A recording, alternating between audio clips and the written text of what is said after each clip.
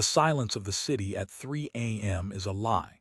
It's not empty, it's pregnant with the noise you've been running from all day. The low hum of the refrigerator becomes a roar. The distant siren isn't a tragedy, it's a judgment. And the drip from the faucet, that's the sound of your life slipping away, one wasted second at a time. For Elias, this was the only truth.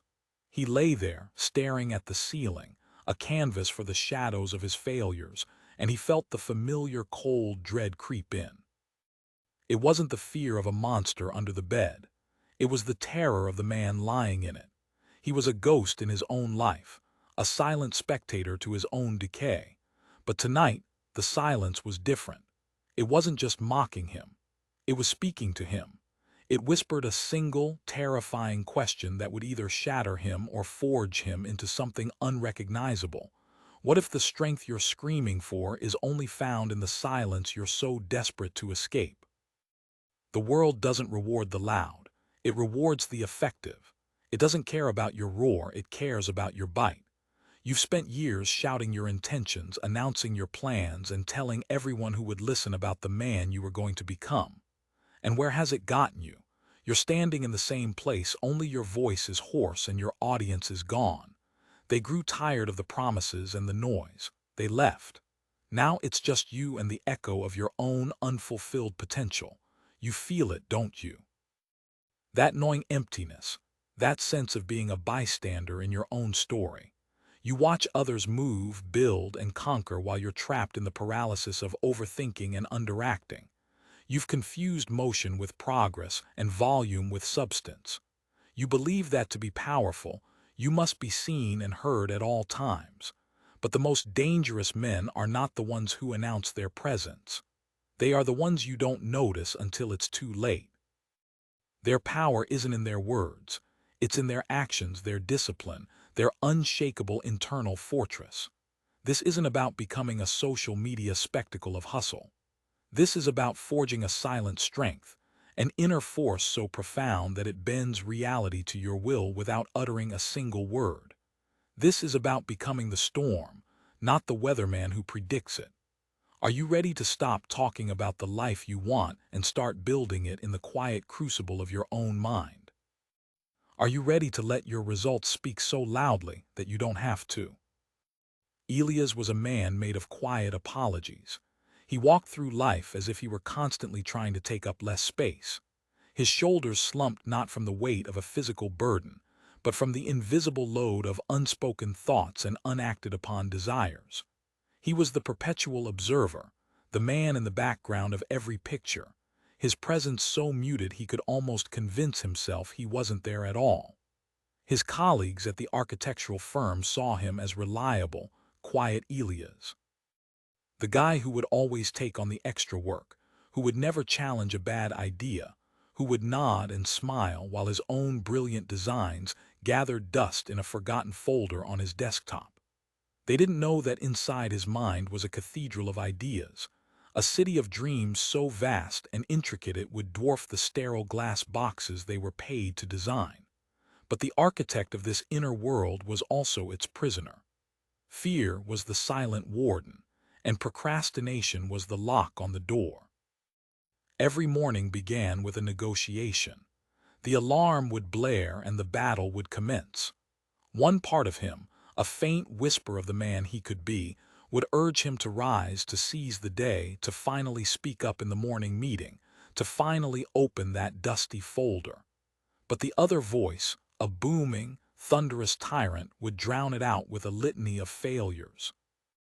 It reminded him of every stuttered presentation, every ignored suggestion, every time he chose the comfortable silence over the terrifying risk of being heard. The tyrant always won. Elias would hit snooze, not for more sleep, but for a few more minutes of reprieve from the crushing weight of his own inaction. He lived in a state of perpetual almost. He had almost spoken up when his boss took credit for his concept. He had almost asked out the woman at the coffee shop whose smile made his day feel less gray. He had almost started the business he'd been planning since college. His life was a museum of almosts, and he was its lonely, silent curator. The turning point wasn't a dramatic explosion. It was a quiet implosion. It happened on a Tuesday. The firm was presenting a major proposal for a new city landmark, a project that could define a career. Elias had poured his soul into a design, a symphony of light and form that was both audacious and deeply human. He knew it was the best work he had ever done.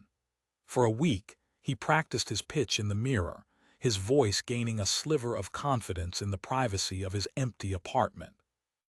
He told himself this time would be different. This time, he would not be a ghost.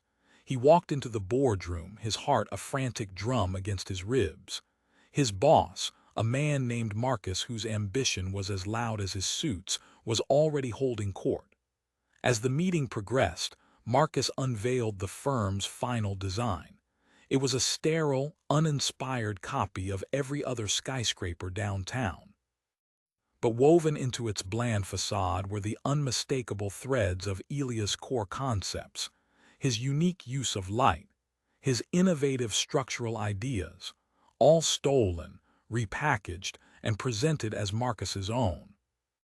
Elias felt the air leave his lungs. He sat there invisible as his soul was being auctioned off to the highest bidder. His mouth was dry, his hands were clenched into fists under the table. The tyrant in his mind was screaming, a cacophony of "I told you so," and "You're too weak," and "Just stay quiet." He looked around the room.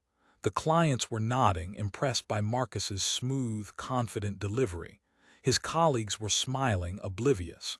No one looked at him. No one saw the silent robbery taking place in broad daylight. In that moment, something inside him didn't break, it hardened. The pain was so sharp, so absolute, that it burned away the fear. For the first time, the tyrant's voice was met not with submission, but with a cold, clear silence. A new voice, one he had never heard before, emerged from the ashes. It didn't shout. It didn't need to. It was a whisper, but it had the weight of a dying star. Enough. That evening, Elias didn't go home. He walked. He walked for hours, the city lights blurring into streaks of color. He found himself in front of an old, forgotten bookstore, the kind that smelled of aging paper and quiet wisdom. He went inside, drawn by a force he didn't understand. His fingers traced the spines of books on philosophy, history, and the lives of great men. He wasn't looking for anything in particular, but he felt like a man dying of thirst searching for water. And then he saw it, a small, leather-bound book with no title on the cover. He opened it to a random page. The words were simple, stark, and they hit him with the force of a physical blow. The first rule of the silent warrior is this: waste no energy on display. All power is in the execution. He bought the book and walked to a nearby park. Under the dim glow of a lamppost, he read. It wasn't a self-help book filled with empty platitudes. It was a philosophy, a way of life built on an ancient, unyielding foundation. It spoke of an internal citadel, a fortress of the mind that no external event could breach. It described a strength that wasn't measured in decibels, but in discipline. A power that wasn't about being the loudest voice in the room, but the calmest mind. It was the philosophy of the Stoics, but it was presented as a manual for forging a new kind of man. It was the echo of a forgotten strength, and for Elias it was a map. He sat on that bench until the sun began to rise, the city slowly waking up around him. But for the first time, he didn't feel like a part of its noise. He felt like the silence in the center of it, a silence that was no longer empty, but full of a terrifying, exhilarating potential. He closed the book, the whisper from the boardroom now a clear, resonant command in his mind. Enough. The war wasn't over. But for the first time, Elias knew who the enemy was. It wasn't Marcus. It was the man who had let Marcus win. And that man's reign was about to come to a very, very quiet end. The first lesson from the nameless book was about the reclamation of silence. It wasn't about being mute. It was about intentionality. The world bombards you with noise, not just audible noise, but the psychic clutter of social media, the 24-hour news cycle, the endless opinions of people you don't know and shouldn't care about. This noise is designed to keep you distracted, to keep you a consumer of outrage and a producer of nothing. Your mental energy is a finite resource, and every moment you spend reacting to the external world is a moment you are not creating your internal one. The book called this the vow of deliberate silence. It's a conscious decision to disengage from the meaningless chatter and to redirect that conserved energy inward. Elias began his practice not with grand gestures but with small, almost imperceptible changes. He deleted the social media apps from his phone. The urge to scroll to see what others were doing was a physical itch for the first few days. He felt disconnected, as if he were missing out on something vital. But the book had prepared him for this. It explained that this feeling of missing out is a phantom, an illusion created to keep you tethered to the herd. True power lies in being the source of your own validation, not in seeking it from the fleeting approval of strangers. He started to notice the sheer amount of time he had clawed back. The minutes spent scrolling became minutes spent reading. The hours wasted on curated lives became hours invested in his own. He extended this practice to his conversations. At work, he had always been a nervous talker, filling silences with inane pleasantries, desperate to be liked. Now he practiced listening. He would let the silence hang. He discovered something remarkable. In the absence of his own nervous chatter, others began to reveal more. They filled the void he created. His boss, Marcus, in his blustering monologues, would often contradict himself, revealing insecurities and weaknesses that Elias had never noticed before. His colleagues, in their gossip and complaints, painted a clear picture of the office's political landscape. By saying less, Elias was learning more. His silence became a tool, a mirror that reflected the true nature of those around him. People began to react to him differently. His quietude was no longer perceived as weakness but as depth. When he did speak, his words carried more weight. Because they were rare, they were treated as valuable. He would ask a single, incisive question in a meeting that would cut through an hour of pointless debate. He would offer a brief, well-reasoned opinion that would shift the direction of a project. He wasn't being loud, he was being precise. He was forging his words in the smithy of his silence, and they emerged as sharp and strong as steel. This practice of deliberate silence had a profound internal effect as well. By shutting out the external noise, he was forced to confront the internal noise, the voice of the tyrant.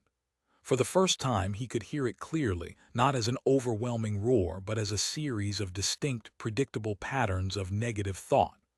The book taught him not to fight this voice, but to observe it, to detach from it. It was not him. It was a mechanism, a faulty program running in his mind. He started to see its triggers. It would scream loudest when he was about to take a risk. It would whisper its most insidious poisons when he was tired or feeling vulnerable. He began to treat it not as a commander, but as a faulty advisor. He would hear its warnings of failure and quietly respond in his mind, "Thank you for your input. I will now proceed." The transformation was slow, almost invisible to the outside world. But inside Elias, a tectonic shift was occurring. The frantic, reactive mind was giving way to a calm, observant one. He was no longer a leaf blown about by the winds of circumstance. He was becoming the mountain, silent and unmovable, watching the storms come and go, but never being broken by them. This was the foundation of his silent strength. It wasn't built with affirmations or wishful thinking. It was forged in the discipline of shutting up, of listening, and of understanding that true power doesn't need to announce itself. It simply is. The world is full of people who are desperate to be heard. Do you want to be one of them? Or do you want to be the one they quiet down to listen to?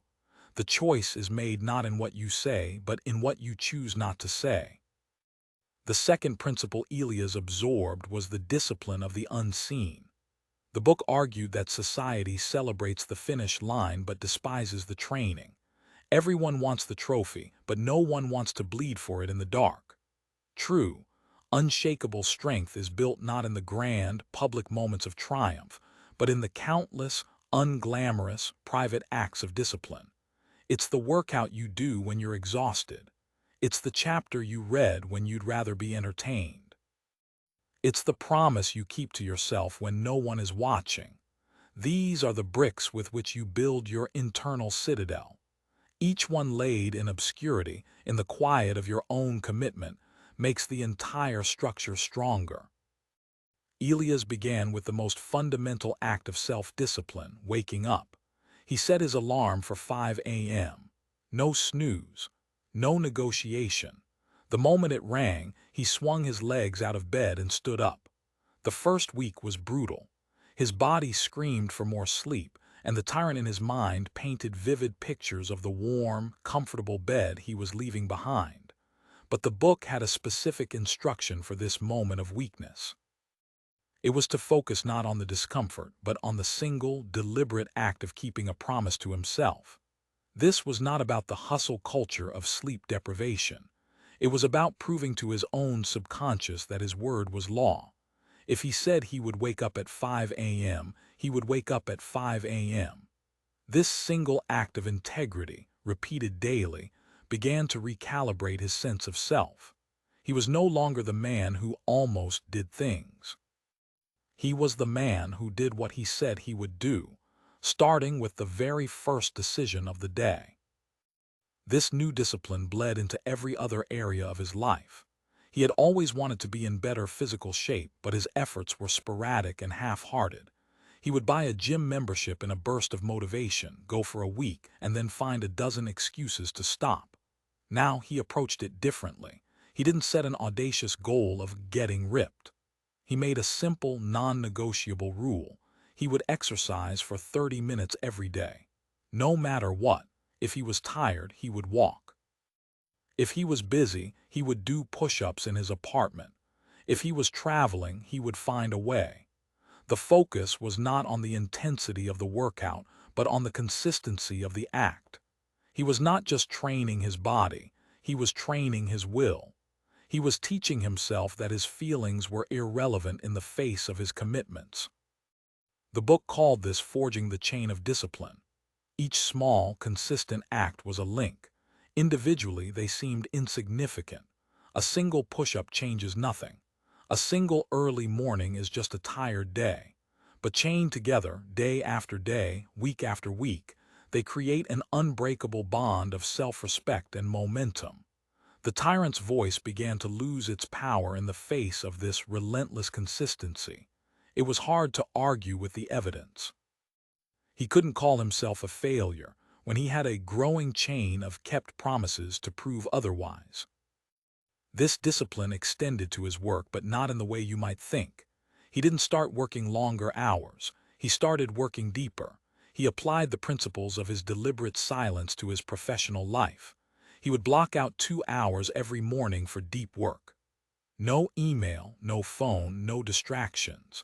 During this time, he would work on his own designs, the ones in the dusty folder. He didn't tell anyone what he was doing. There were no announcements, no declarations of his new, productive self. He simply did the work. In the quiet of the early morning, before the office noise began, his creativity flourished. The cathedral of ideas in his mind was finally being excavated, its blueprints finally being drawn. He was building his arsenal in secret. This is the part of the journey that no one sees and no one will ever applaud you for. It's the lonely, repetitive, and often boring work of laying the foundation. You are at war with your own worst impulses, with your own laziness, with the part of you that craves comfort and ease. Every small victory in this private war strengthens you. Every time you choose the difficult right over the easy wrong, you cast a vote for the person you want to become. Are you building your fortress brick by brick in the quiet of your own discipline?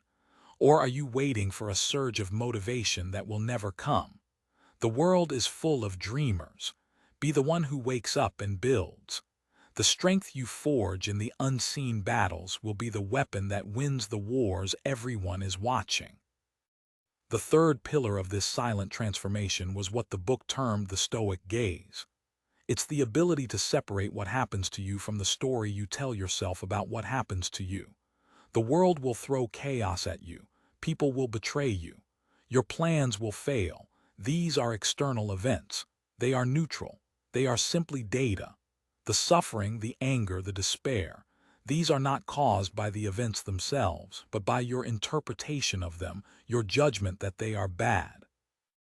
The Stoic gaze is the practice of observing these events without immediately attaching a judgment to them. It's a pause, a moment of mental space between stimulus and response. And in that space lies your freedom and your power. Elia's first real test of this principle came not in a moment of crisis, but in the mundane frustration of a daily commute. He was on his way to an important client meeting, one where he planned to subtly introduce a small element of his own design into a revision of Marcus's project. He had prepared meticulously, but a sudden accident brought the subway to a grinding halt between stations. The car was packed, the air was thick, and a wave of collective anxiety washed over the passengers. Elias felt the familiar surge of panic. The tyrant in his mind immediately began its catastrophic narrative. You're going to be late. You'll miss the meeting. Marcus will be furious. You've blown your one chance. You are a failure. In the past, he would have surrendered to this narrative. He would have been consumed by a spiral of anxiety and self-loathing. But this time, he remembered the book. He closed his eyes for a brief moment and practiced the Stoic gaze. He separated the event from the story. The event, the train, is stopped. This is a fact, neither good nor bad. It simply is. The story, this is a disaster that will ruin my career. This is a judgment, a fiction I am creating. He focused on what was within his control. He could not make the train move. He could not turn back time. He could, however, control his response. He pulled out his phone and composed a calm, professional email to the client and to Marcus, informing them of the delay and suggesting a video call as an alternative if his arrival was significantly late. He then put his phone away, pulled out his small notebook, and began reviewing his presentation notes. He transformed the dead time from a source of anxiety into an opportunity for preparation. The other passengers were a sea of agitated faces, frantically checking their phones, muttering curses. Elias, in his own small bubble of calm, was an island of tranquility. The train eventually started moving again. He arrived at the meeting 20 minutes late. Marcus was pacing, his face a thundercloud. "Where the hell have you been?" he hissed. The old Elias would have crumbled, offering a torrent of flustered apologies. The new Elias met his gaze calmly. "There was a subway delay. I informed you and the client." He didn't make excuses. He didn't over-explain. He stated the fact. His calm demeanor was so unexpected that it disarmed Marcus. The client, impressed by his professional email and his unflustered arrival, was more than understanding. The meeting went ahead, and because of his extra review time on the train, Elias was sharper and more articulate than he had ever been. He successfully integrated his design element, a small victory, but a significant one. This practice of the Stoic gaze became his secret weapon. When a colleague made a passive-aggressive comment, he no longer felt the sting of personal insult. He saw it for what it was, information about that person's insecurity. When a project he was working on was suddenly canceled, he didn't spiral into despair about wasted effort. He saw it as an opportunity to analyze what he had learned and to redirect his energy to his own, more important work. He was learning to be the eye of the hurricane. The world around him could rage, but his core remained still. This is not about suppressing emotion. It's about not being a slave to it. Emotions are like clouds passing in the sky. You can observe them, acknowledge them, but you don't have to become them. You are the sky, vast and unchanging. This is a skill, a mental muscle that must be trained. You will be tested every single day. The traffic jam, the rude cashier, the unexpected bill, the critical comment. These are all opportunities to practice the Stoic gaze. Can you see the event without being consumed by the story? Can you find the space between what happens and how you react? In that space, you will find a power that no one can ever take from you. It is the power of an unconquerable mind. As Elias cultivated his inner world, he began to understand the fourth and most crucial lesson of the nameless book: action as the only truth. The book was ruthless on this point. It stated that all the philosophy, all the discipline, all the mindset shifts were utterly worthless if they did not culminate in decisive, deliberate action in the real world. Your thoughts do not define you. Your feelings do not define you. Your intentions do not define you. Your actions, and only your actions, are the true measure of who you are. The world does not care about your well-laid plans or your brilliant ideas gathering dust. It only responds to what you do. Elias had spent a lifetime in the comfortable prison of thought. He would analyze, plan, and fantasize, but when the moment of action arrived, he would flinch. He was a master theorist of his own life, but a novice in the living of it. He realized that all his newfound discipline and mental fortitude were just a more sophisticated form of procrastination if he didn't use them to move. The book's message was clear. The time for preparation was over. It was time to go to war. His first target was small, a single step to reclaim what was his. The project with the stolen design elements was moving forward. Marcus was basking in the glory, taking full credit.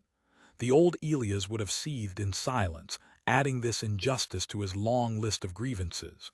The new Elias saw it as an opportunity, a training ground. He didn't plan a dramatic confrontation. That would be loud and ineffective. Instead, he chose a precise, surgical strike. He knew the project had a critical flaw in its structural support, a detail Marcus had overlooked when he copied the design's surface aesthetics without understanding its underlying engineering. Elias had the solution, a more elegant and cost-effective one than the quick fix the engineers were proposing. He prepared a one-page memo. It was concise, professional, and data-driven. It didn't mention the theft. It didn't contain a single word of accusation. It simply identified the problem and presented the superior solution. He then did something he had never done before. He bypassed Marcus. He sent the memo directly to the head of the engineering department and CC'd the senior partner of the firm, a man who cared about results and budget above all else. It was a calculated risk, a declaration of competence. The fallout was immediate. The senior partner called a meeting. Marcus was furious, his face a mask of rage. He accused Elias of insubordination, of trying to sabotage him, but Elias remained calm. He had the truth on his side, and the truth was in the data. He didn't engage with Marcus's emotional outburst. He simply walked the senior partner and the engineers through his memo. He spoke with a quiet authority that was more powerful than all of Marcus's blustering. The logic of his solution was undeniable. It would save the project millions of dollars and weeks of delays. The senior partner looked from the memo to Elias, then to a sputtering Marcus. A decision was made in that silent moment. Elias was assigned to oversee the implementation of his solution, reporting directly to the partner. It wasn't a promotion, not yet, but it was a shift in the power dynamic so significant it felt like an earthquake. He hadn't raised his voice. He hadn't made a scene. He had simply acted. His action had spoken a truth that was louder and more convincing than any argument. This victory, born of a single, decisive action, was a revelation. It was the proof of concept he needed. The tyrant in his mind, the voice of doubt and fear, had no counterargument to a tangible result. He started applying this principle everywhere. The woman at the coffee shop. He stopped rehearsing lines in his head. He walked up to her, looked her in the eye, and said, "I see you here every morning, and your smile always makes my day better. My name is Elias. I'd love to take you to dinner sometime if you're interested." She was taken aback by his directness, his quiet confidence. She said yes. The business he had dreamed of. He stopped writing business plans and started building. He used his deep work hours to create a portfolio of his own innovative designs. He didn't wait for permission or for the perfect time. He took a single, small action every day. He registered a domain name. He designed a logo. He reached out to one potential client. Each action was a small ripple, but together they began to form a wave. This is the chasm that separates the man you are from the man you could be, the chasm of inaction. You can read every book, listen to every podcast, and watch every motivational video. But until you cross that chasm, until you take a concrete physical step in the direction of your goals, you are just a spectator. What is the one action you've been avoiding? The one conversation you need to have? The one risk you need to take? Stop thinking about it. Stop planning for it. Do it. Now. In that single act, you will find more clarity, more momentum, and more self-respect than in 1,000 hours of contemplation. Your legacy will not be written in your thoughts. It will be carved by your deeds. The fifth and final stage of Elias' initial transformation was the embracing of the beautiful risk. The book explained that a life lived without risk is a life half-lived. Comfort is the enemy of growth. Safety is the cage that keeps your potential locked away. To become the man you are capable of being, you must be willing to step into the arena, to face the possibility of failure, embarrassment, and defeat. The Stoic gaze teaches you that you can withstand failure. The discipline of the unseen gives you the tools to prepare for the fight. Action, as the only truth, gets you to the door of the arena, but it is the love of the beautiful risk that makes you walk through it. Elias had built a solid foundation. He had reclaimed his mind, forged his discipline, and started to act with purpose. He was no longer the ghost in the machine. He was becoming a force, but he was still playing within the confines of the existing structure. He was winning battles within the firm, but he was still an employee. He was still, in some way, dependent on the system that had undervalued him for so long. The final chapter of the book was a single question. What is the one beautiful risk that, if you took it, would change everything? For Elias, the answer was terrifyingly clear. It was his own firm, his own designs, his own name on the door. It was the culmination of everything he had been working towards in secret. The portfolio he had built during his deep work sessions was no longer just a collection of drawings. It was the foundation of a new life. But to build that life, he had to be willing to burn the old one to the ground. He had to be willing to leave the security of a steady paycheck, the comfort of a familiar routine, and the safety of a known environment. He spent a week in a state of quiet turmoil. The tyrant in his mind, long dormant, roared back to life with a vengeance. It paraded a gruesome slideshow of all his potential failures: homelessness, ridicule, bankruptcy, the crushing weight of "I told you so" from a world that loves to see ambition fail. This was the final test. Was his newfound strength real, or was it just a temporary balm on a permanently wounded psyche? He went back to the first principle, deliberate silence. He shut out the noise of his own fear. He didn't fight the thoughts, he observed them. He saw them for what they were, the last, desperate gasps of the man he used to be. The old Elias was terrified of failure. The new Elias understood that the only true failure was the failure to try. He walked into the senior partner's office the following Monday. He didn't bring a letter of resignation. He brought a proposal. It was a partnership offer. He proposed to launch a new, independent design studio under the firm's corporate umbrella. He would be the lead architect and creative director. He presented his portfolio, a business plan, and a list of potential clients he had already started to cultivate. It was an audacious, almost arrogant move, but it was not born of ego. It was born of a deep, quiet certainty in his own value, a value he had forged in the unseen hours of disciplined work. He was not asking for a handout. He was offering an opportunity. He was taking a risk, but it was a calculated one, backed by competence and preparation. The senior partner was silent for a long time, studying the portfolio, then studying Elias. He saw not the timid, quiet man from a year ago, but a calm, focused professional with an unnerving intensity in his eyes. "This is a massive risk, Elias," the partner said finally. "The greatest risk is a life spent not reaching your potential," Elias replied, the words from the book flowing through him not as a memorized line, but as an undeniable truth. The negotiation took 2 weeks. In the end, they reached a deal. Elias got his studio. He was the master of his own creative destiny. The journey was far from over. In fact, it was just beginning. There would be new challenges, new failures, and new battles to be fought. But Elias was no longer afraid. He had walked through the fire of his own fear and emerged not unscathed, but reforged. He had learned that strength wasn't about the absence of fear, but about acting in spite of it. He had learned that the silence he once dreaded was the source of his greatest power. He stood in his new, empty office space, the city lights twinkling outside. It was quiet, but it was not the oppressive, mocking silence of his old apartment.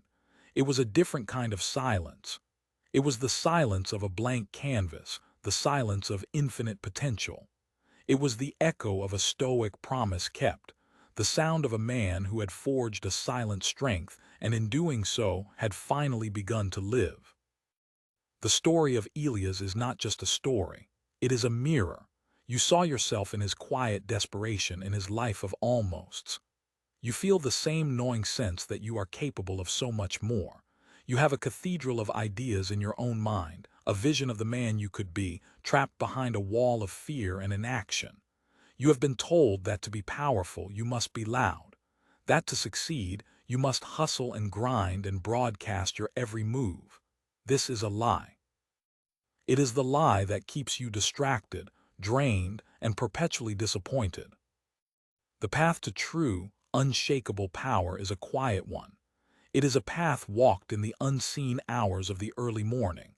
It is a path paved with kept promises and the disciplined refusal of distraction. It is the path of the silent warrior, the man whose actions are so loud that his words become unnecessary. This journey begins with a single choice, the choice to turn down the volume of the world and to listen to the whisper of your own potential. What is the noise in your life that you need to silence? Is it the endless scroll of social media? Is it the negative opinions of people who don't share your ambition? Is it the tyrant's voice in your own head telling you that you are not enough? You have the power to mute it all. You have the power to create a space of deliberate silence where you can begin to forge your own strength. What is the one small, unseen act of discipline you can commit to today? Not tomorrow, today. Will you wake up without hitting snooze? Will you do the workout you've been putting off? Will you dedicate 1 hour to the project that could change your life? Each of these acts is a brick. Lay one today. Lay another tomorrow. Build the fortress of your mind so high that no external chaos can ever breach its walls. And finally, what is your beautiful risk? What is the one great leap that you know you need to take? The one that terrifies you and excites you in equal measure. Stop planning for it. Stop waiting for the perfect moment. The perfect moment is an illusion. There is only now and the choice you make in it. The strength you have forged in silence and discipline has prepared you for this moment. You are ready. This is not just another video. This is an invitation to join a community of men who are tired of the noise, tired of the excuses, and ready to build lives of silent, undeniable power. Share in the comments the one act of discipline you will commit to this week. Let's hold each other accountable. Let's become the architects of our own destinies together. Your journey from the ghost to the warrior begins now. Don't just watch this story. Go out and live it. And let your echo be one of silent, formidable strength.